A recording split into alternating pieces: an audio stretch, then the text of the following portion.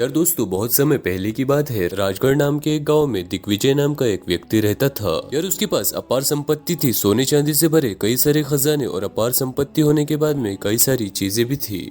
उसके पास अपार धन संपत्ति थी, सोने चांदी से भरे हुए खजाने और कई सारी उपजाऊ जमीनें। और जैसे ही यार उसकी उम्र बढ़ रही थी, उसके साथ ही साथ उसकी चिंता भी काफी ज्यादा बढ़ रही थी। यार उसे ये चिंता होने लगी थी कि अब मेरे इन दोनों बेटों में से कौन सा बेटा है जो कि इस अपार धन संपत्ति को संभालने लायक है। अब यार उसके यहाँ पर दो बेटे होते हैं, अर्जुन और राहुल। अर्जुन यहाँ पर बहुत ही ज्यादा खुशमिजाज किस्म का लड़का था। उसे यार शानदार कपड़े, महंगे घोड़े और अपने दोस्तों के बीच शान दिखाने का काफी ज्यादा शौक था। वो यार सिर्फ यही सोचता था कि पैसा सिर्फ खर्च करने के लिए होता है, और मेरे पिता के पास तो फिर कितना ही है, मैं इसे क्यों ना खर्च करके अपनी लाइफ को एंजॉय करूं। और यार दूसरी तरफ राहुल काफी ज्यादा शांत और समझदार किस्म का व्यक्ति था, जिसको की काफी ज्यादा सोच समझ के खर्च करने की आदत थी। यार उसे ये भी पता था कि संपत्ति सिर्फ खर्च करने की चीज नहीं होती, बल्कि इसको सही तरीके से यूज करके और भी ज्यादा बढ़ाया जा सकता है। एक दिन यार दिग्विजय अपने दोनों लड़कों को बुलाता है। उसकी आंखों में काफी गंभीरता थी, लेकिन चेहरे पर मुस्कान। उसने अपने दोनों बेटों को 10-10 हजार की स्वर्ण मुद्राएं दे दी थी और कहा, बेटा मैं अब देखना चाहता हूँ कि तुम दोनों में से अब ऐसा कौन है जो कि इस धन का सही से इस्तेमाल कर सकता है। एक साल बाद आकर मुझे ये बताना कि तुमने इससे क्या हासिल किया है। और जैसे ही अर्जुन को यहाँ पर पैसे मिलते हैं, वो अपनी लाइफ को फुल पोटेंशियल के साथ एंजॉय करने लगता है। महंगे कपड़े और अच्छी किस्म के घोड़े और कई सारी फिजूल चीजों में अपने सारे पैसों को बर्बाद करने की कोशिश करता है, और दिन भर पार्टी और महफिलों में जाया करता था। तो सिर्फ यही मानना था कि पैसा तो आता जाता है, हमें बस अपनी लाइफ को दिल खोल कर जीना चाहिए। महीनों बाद जैसे उसका पैसा खत्म होने लगा, तो यार उसके काफी सारे दोस्त भी दूर होने लगे, और अब उसके पास ना ही कोई धन था और ना ही कोई संपत्ति। और वहीं यार दूसरी तरफ राहुल जो था, यार इससे एक छोटी सी जमीन खरीदी और उस पर खेती करने लगा। यार उसके बाद उसने कुछ बचे हुए पैसों से गाय खरीदी और दूध दही का व्यापार शुरू किया।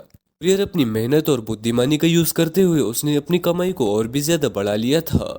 और अब यार वो बहुत ही ज्यादा स्वर्ण मुद्राएं कमाने लगा था, और इसके खेत बहुत अच्छे तरीके से लहराने लगे थे। जैसे ही वो अपने खेतों की तरफ देखता, तो उसके चेहरे पर गर्व और संतोष की चमक दिखाई देती। और यार इसका ये मानना था कि सच्ची संपत्ति वही होती है जो कि समय के साथ बढ़ती है, ना कि समय के साथ कम हो जाए या फिर खत्म हो जाए। और एक साल के बाद दोनों बेटे अपने पिता के पास पहुंचते हैं, जहाँ पर अर्जुन अपना सिर पकड़ कर खड़ा हुआ था। वहीं राहुल अपने पिता के सामने अपना चमकदार चेहरा लेकर खड़ा हुआ था। और यहाँ पर अर्जुन ने कहा, पिताजी मैं असफल रहा और मैंने अपने धन को पूरी तरीके से बर्बाद कर दिया। मैंने बिल्कुल भी ये नहीं सोचा कि इसके उलट परिणाम क्या हो सकते हैं। और यहाँ पर राहुल के चेहरे पर आत्मविश्वास दिखाई दे रहा था, और ये अपने पिता से कहता है कि पिताजी मैंने आपके पैसों का बराबर से बिल्कुल सही इस्तेमाल किया है, और मैंने इसको व्यापार शुरू करने के लिए यूज किया था। फिर जैसे ही वो मेरा व्यापार चलने लगा, मैंने इससे और पैसे बनाए, और वो जो पैसे मुझे मिले उसको भी मैंने अलग व्यापार पर डाल दिया। और अब मेरे पास उपजाऊ खेत, दूध दही का व्यापार और ऐसे कई सारे बिजनेस है। और यहाँ पर मिस्टर दिग्विजय की आंखों पर खुशी के आंसू आ गए, और उसने अपने इस बेटे को गले से लगा लिया।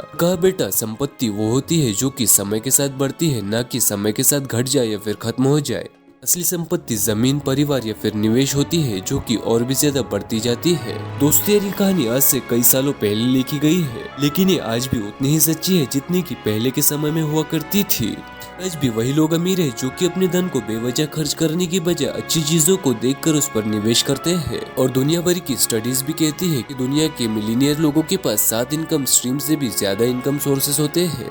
दोस्तों 7 में से 4 इनकम स्ट्रीम्स को तो हम इसी वीडियो में जानने वाले हैं। तो यार इसी बात पर अभी इस वीडियो को लाइक कर दे, और कमेंट में आप ये बता दे कि आप कहां से इस वीडियो को देख रहे हो। यार आपके सपोर्ट की इस चैनल को काफी ज्यादा जरूरत है, तो यार आपका सपोर्ट दिखाए, कमेंट, लाइक, शेयर, सब्सक्राइब जरूर से कर दे। हमारा फर्स्ट एसेट आ जाता है, जो की है एजुकेशन। यार आप सभी लोगों को तो ये पता ही होगा कि बिना एजुकेशन के हम कुछ ही नहीं कर सकते। और यार रिसेंट एनालिसिस के हिसाब से इंडिया में around 92 million jobs at a high risk है, जिसके पीछे की यार कई सारे फैक्टर्स बताए जा रहे हैं, जैसे कि टेक्नोलॉजीज का एडवांस हो जाना, एआई यानी कि आर्टिफिशियल इंटेलिजेंस का बढ़ता हुआ इस्तेमाल कई सारी रोजमर्रा की चीजों को और भी ज्यादा आसान करके लोगों की जॉब्स को खतरे में डाल रहा है। और यार अभी देखिए 2025 की सिर्फ शुरुआत ही हुई है, और इसमें यार 31 टेक कंपनियों ने अराउंड 7000 एम्प्लॉयज को 2025 में ही अपनी जॉब से फायर कर दिया है। यार बिल्कुल इसी तरह के मैसिव ले ऑफ्स फ्यूचर में भी देखे जाने की काफी संभावनाएं दिखाई दे रही है। देखिए यार, हमारी नौकरियां काफी ज्यादा खतरे में दिखाई दे रही है और इस एनवायरनमेंट में वही लोग सरवाइव कर पाएंगे जो कि अपने आप को अपस्किल करते रहेंगे, नई नई टेक्नोलॉजीज को सीखते रहेंगे। क्योंकि यार टू बी ऑनेस्ट, आपसे किसी को कोई मतलब नहीं है, लोगों को सिर्फ इससे मतलब है कि आपको क्या आता है, आप क्या कर सकते हो। अगर आप कोई कंपनी में जाते हो तो कंपनी को भी यही मतलब है कि आप उनका काम सही से कर सकते हो या फिर नहीं। और अगर आप कंपनी का फायदा करवाते रहोगे तो आप उस कंपनी में टिके रहोगे, नहीं तो आपको दूध में पड़ी मक्खी की तरफ निकाल कर फेंक दिया जाएगा। जैसे कि यार मेटा, जो कि फेसबुक की पेरेंट कंपनी है, जिसको कि आप पहचाने गए होंगे अभी तक, तो इसके क्या सीईओ मार्क जुकरबर्ग 3600 एम्प्लॉयज को निकालने की तैयारी कर रहे हैं, क्योंकि यार अपनी जॉब पर बिल्कुल सही से परफॉर्म नहीं कर रहे हैं। और यार एजुकेशन सिर्फ आपकी जॉब को संभालने में आपकी मदद नहीं करती, बल्कि आप इसका यूज करके अपनी इनकम को भी कई सोर्सेज पे बढ़ा सकते हो। जैसे कि यार अगर मैं आपको एक एग्जांपल दूं, यार उत्तर प्रदेश के रहने वाले एक लड़के जिसका की नाम अब्दुल रहमान है, इसने इसका पूरा इस्तेमाल किया है। और यार अब्दुल रहमान उत्तर प्रदेश के एक गरीब इलाके से आता था। अब यार इसके पिताजी एक दिहाड़ी मजदूर थे और यार उनके घर में 5 भाई बहन थे। और यार इसके साथ ही साथ उनकी फाइनेंशियल कंडीशन बहुत ही ज्यादा खराब थी। लेकिन यार इसके बावजूद अब्दुल पढ़ने लिखने में काफी ज्यादा होशियार था। यार ये पार्ट टाइम काम करते थे और अपने एजुकेशन के साथ साथ पैसे कमाते थे। जैसे तैसे यार इन्होंने अपनी ग्रेजुएशन कंप्लीट करी और जैसे ही इनकी ग्रेजुएशन कंप्लीट हुई, इन्होंने अपनी पहली जॉब अपनी ग्रेजुएशन कंप्लीट करते से ही सिक्योर कर लिया था, जिसमें कि यार उनकी सैलरी 25,000 रुपये थी। लेकिन यार देखा जाए तो 25,000 की सैलरी भी काफी ज्यादा नहीं होती। लेकिन यार अब्दुल और उनकी फैमिली के लिए ये इतने ज्यादा पैसे थे जिसको कि उन्होंने आज तक देखा ही नहीं था। और यार अब यहाँ पर कोई और व्यक्ति होता तो यार ये इतने में ही संतुष्ट हो जाता और अपनी सैलरी हाइक बढ़ने का इंतजार करता रहता। हाउएवर यार अब्दुल बिल्कुल भी ऐसा नहीं, तो यार सिर्फ इतने में ही नहीं रुका, उसने अपने आप को अपग्रेड करने का सोचा और उसने AI, data science, machine learning का एक बेहतरीन कोर्स चूज किया और उसको ले लिया। और यार कोर्स लेने के बिल्कुल 3 साल बाद ही अब्दुल ने अपनी जॉब स्विच कर लिया और यार इस बार उसकी जॉब काफी ज्यादा बेहतरीन थी। अब यार उसकी जॉब यहाँ पर एक मल्टीनेशनल कंपनी में थी, जिसमें कि उसको 12 लाख सालाना का पैकेज था। के बाद यार अब्दुल की लाइफ पूरी तरीके से ट्रांसफॉर्म हो गई थी और अब्दुल ने अपने पेरेंट्स के लिए एक नया घर खरीदा और अपने भाई बहनों की भी काफी ज्यादा सपोर्ट की, उनको फुल एजुकेशन प्रोवाइड करने की कोशिश की। दोस्तों यार ये कहानी बिल्कुल जीता जागता सबूत है इस बात का कि एजुकेशन दुनिया का मोस्ट इम्पोर्टेंट टूल है अगर इसको सही से इस्तेमाल किया जाए तो। और यार लगातार सीखते रहना ही कामयाब लोगों की निशानी है। 90 साल के वॉरेन बफेट आज भी कुछ न कुछ नया सीखते रहते हैं। यार हमारा नेक्स्ट एसेट आ जाता है जो कि है ऑटोमेटेड बिजनेस। यार मैंने एक बुक रिसेंटली देखा था जिसका की नाम था द 4 आवर वर्क वीक, जिसे की ऑथर टिम फेरिस ने लिखा है। यार 2007 में फेमस हुई ये किताब आज भी उतनी ही ज्यादा फेमस है जितनी की अपने लॉन्च के समय पर थी। यार इसकी फेमस होने का सिर्फ एक मेन कारण है कि इसमें ऑथर एक ऐसे ऑटोमेटेड सिस्टम की बात करते हैं इसमें कि आप यार हफ्ते के सिर्फ 4 घंटे काम करके महीने के लाखों रुपए अर्न कर सकते हो। देखिए यार हम आज के टाइम पर ऐसी दुनिया में जी रहे हैं जहाँ पर पैसे की इतनी अहमियत मानी जाती है जितनी की और किसी भी चीज को नहीं दी जाती है। और यार इसी पैसे को कमाने के लिए एक आम इंसान अपनी लाइफ को दिन रात एक करके, खून पसीना एक करके अपनी मेहनत की कमाई कर रहा है। लेकिन यार हर किसी का ये सपना होता है कि एक दिन वो रिटायर होगा और पैसे के लिए काम करना छोड़ेगा और अपने पैसे को खुद काम पर लगाएगा। हाउएवर यार दोस्तों, जब तक वो समय आता है एक तो बहुत देर हो जाती है या फिर वैसा कुछ होता ही नहीं है और ना तो उसकी हेल्थ पहले जैसी रहती है और ना ही उसके पास एंजॉय करने का उतना ज्यादा पोटेंशियल रहता है, ना ही एंजॉय करने के लिए उसके दोस्त साथ में होते हैं। इसीलिए यार ये 4 आवर वर्क वीक का कंसेप्ट बहुत ही ज्यादा फेमस हुआ था, जहाँ पर कि आप काम भी करते हो और अपनी मनचाही जगह पर बैठकर अपने आप को एंजॉय भी करते हो।